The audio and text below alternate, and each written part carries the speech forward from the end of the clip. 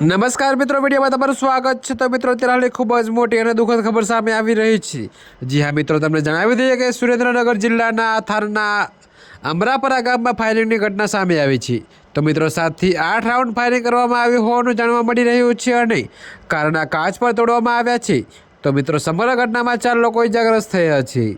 જી હા મિત્રો, તો તમને જણાવી દઈએ કે સુરેન્દ્રનગર જિલ્લામાં કાયદો વ્યવસ્થાની સ્થિતિ દિન પ્રતિદિન કથળી રહી છે। ત્યારે ગણતરીના દિવસોમાં થાનમાં ફાયરિંગ થવાની ત્રીજી ઘટના સામે આવી છે। જોકે મિત્રો, આ ઘટના બાદ થાન પોલીસની કામગીરી સામે પણ સવાલો ઊભા થયા છે। જી હા મિત્રો, તો પાણી ઉડાવવા જેવી નજીવી બાબતે 7 થી 8 રાઉન્ડ ફાયરિંગ કરવામાં આવ્યું હોવાનું જાણવા મળી રહ્યું છે।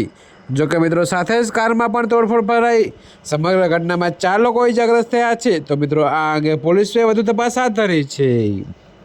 તો મિત્રો, અત્યારે હાલ માટે આટલું જ। મળીશું નવી અપડેટ સાથે। અને જો તમને અમારા વિડીયો પસંદ આવતા હોય તો વિડીયોને લાઇક, કોમેન્ટ, શેર અને અમારી ચેનલને સબસ્ક્રાઈબ કરવાનું ભૂલતા નહીં મિત્રો।